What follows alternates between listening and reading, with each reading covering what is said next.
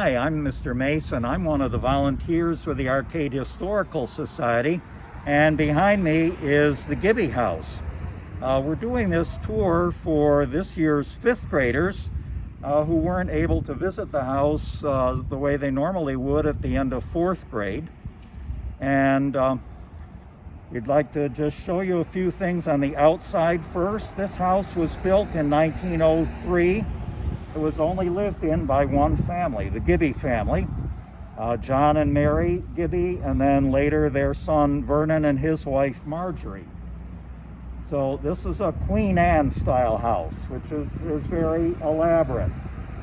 And for those of you that didn't go to the arcade school for fourth grade, we just want to show you where the house is in relation to the arcade elementary building, which is over here. So let's go inside. What we do is our students come in the back side door and into this room, which originally was a kitchen when the first members of the Gibby family lived here. Later there was a little addition put on, and so the kitchen is now behind the door that's closed behind me. And then we can come on into the dining room.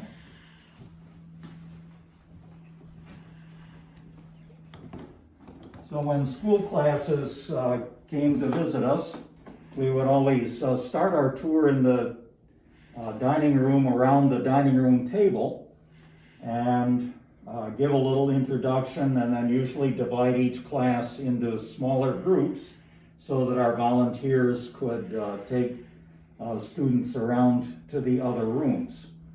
One of the features of the house that people like to see is the grandfather clock. Vernon Gibby was a very talented craftsman, and he made the case for the grandfather clock. And there's a number of examples of his craftsmanship around the house. But let's go into what we call the fireplace room.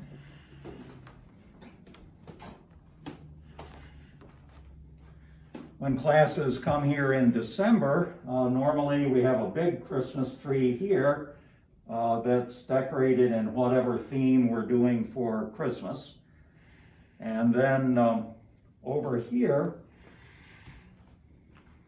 just to give you a little orientation, our area has always been a big dairy farming area, and the Gibby family made their money with having several different small cheese factories in the area.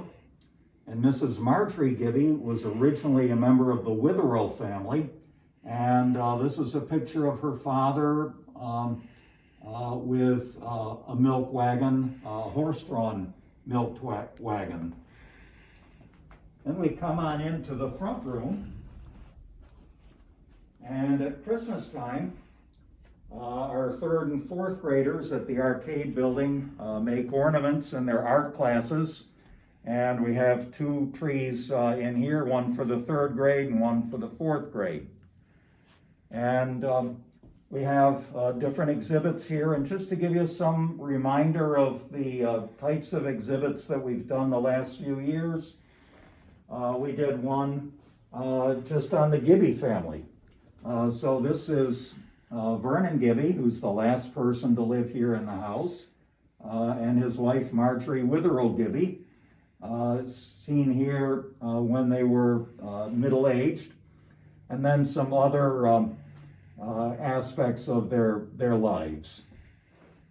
And then a couple of years ago, we did an exhibit about our World War I veterans. In fact, Vernon Gibby was a World War I veteran, and we featured a number of different local people who served in that war 100 years ago.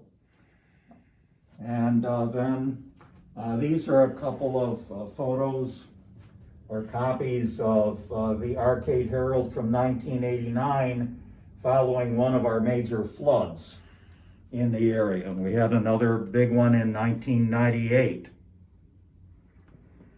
Then We have a number of things related to the Lone Ranger, who was a famous radio and later TV and movie character, because Franz Stryker, who wrote the Lone Ranger stories, had a summer home near East Arcade for a number of years, and then the last several years of his life he lived just down the street from here on West Main Street. And so we have a lot of information and a lot of artifacts or objects dealing with the Lone Ranger. And over here we have the Lone Ranger and his Native American sidekick Tonto. Okay, this room is in the front corner of the downstairs, and this was Vernon Gibby's office.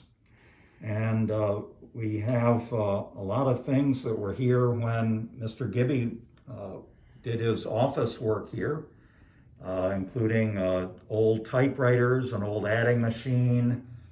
His desk is still set up pretty much the way he had it. So we've tried to keep this as an example of a home office, because Vernon Gibby and his father would have operated their cheese business and other business ventures out of this room. Okay, a lot of large older homes like this one had two staircases up to the second floor.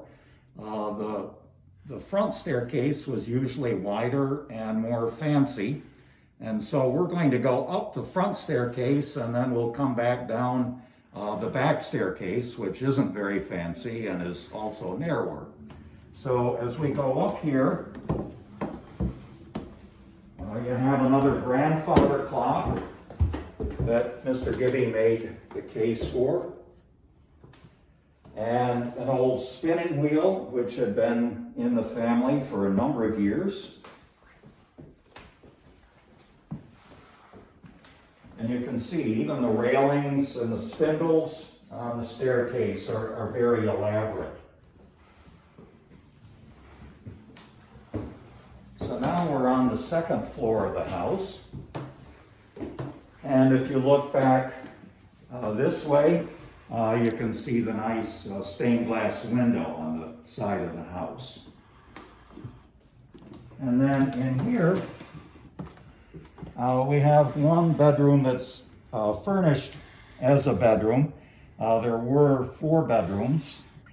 The Historical Society only has one that's furnished as a bedroom, with an old bed and an antique dresser and other furnishings that you would have found in a bedroom back then. This oval-shaped stained glass window here is something that can be seen above the front porch from the outside. And then we're going to go into the exhibit room, where we have some exhibits that are more or less permanent. Some of the things in these shelves are items that we've used as part of our displays. Down on the lower shelves are a number of items that Vernon Gibby had when he was a boy, and part of our Lone Ranger collection. And then I mentioned earlier the cheese industry. So this display case has a number of objects dealing with the cheese industry. This round box is a box that cheese would have been shipped in. And these metal stencils were used to indicate which factory had made a round piece of cheese. This is a granddaughter clock down in the corner that Mr. Gibby made. And then we have a little sports collection, some old athletic trophies, and some equipment from baseball and football. When Vernon Gibby was a boy, he and some of his neighborhood friends created a telegraph system. They learned Morse code, and this is the telegraph set that he used. And so in the absence of cell phones, this was how these kids would text each other. Over here, this is John Gibby. John and his wife Mary are the original owners of the house in 1903.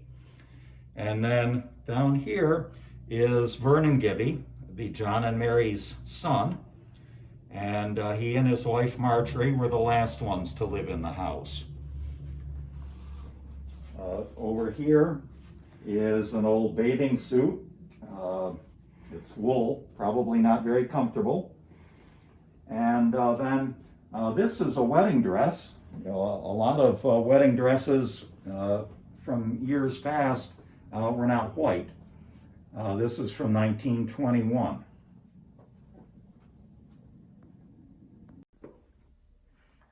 Okay, we go down the hallway here. There are several closets and a couple of workrooms. Also the bathroom, which currently is used as a storage room. But I want to show you something that most houses don't have, and that's an elevator. Because the first Mrs. Gibby, Mary, had some health problems, and so her husband had an elevator installed in the house. So this is the middle section of it. Over in here is the lever that would operate it.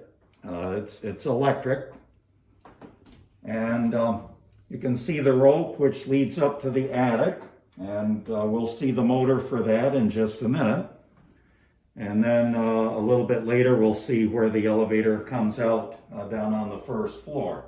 It's basically a one-person elevator. Okay, now we're going to go up to the attic, which most school groups don't ever get to see.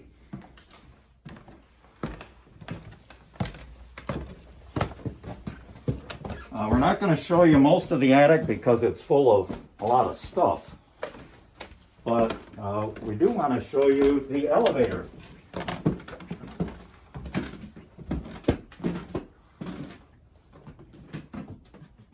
So back in here is the motor for the elevator and the fan to cool the motor. And then the wheel that's attached to the rope that pulls the elevator up and down. And the Gibby family saved a lot of things, including the box with its label that the elevator motor came in. This is a little over 100 years old. We don't use the elevator. Okay, then we can look out the back window here just to orient you. Here's the barn out behind the house, and we're looking over toward the second floor of the elementary school.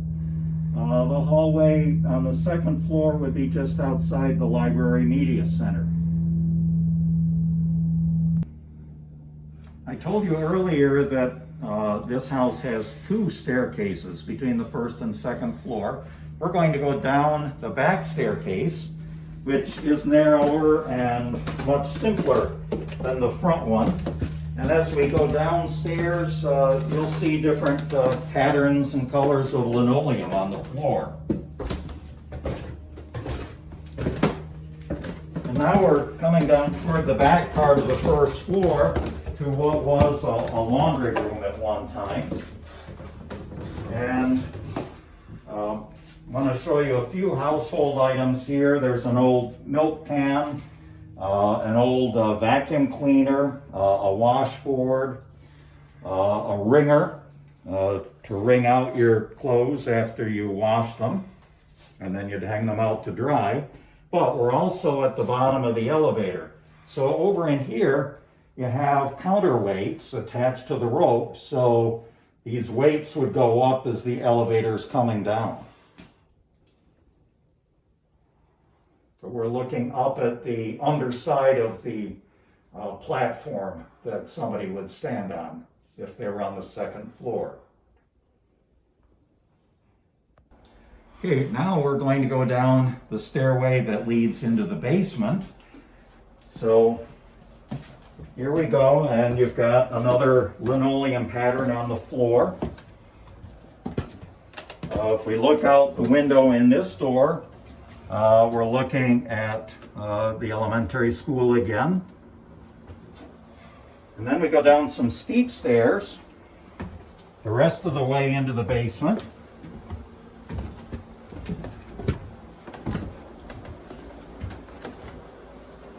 And the basement has a lot of items that we use at Christmas time. We rotate the different Christmas exhibits every year, and our artificial Christmas trees are all bagged up in here.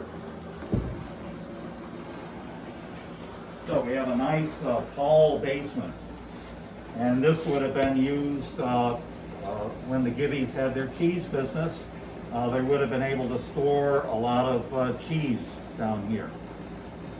Okay, now we're going to go out the back door of the basement.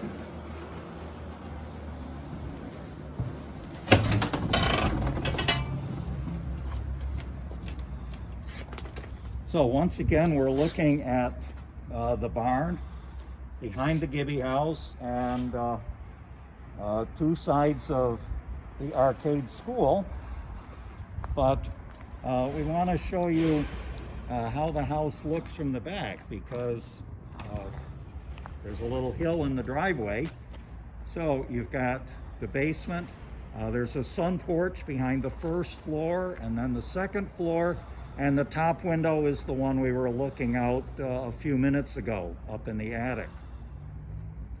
And then we'll look back over here at the elementary school. And for those of you that didn't go to arcade to elementary school, the fourth grade rooms are up on the third floor here.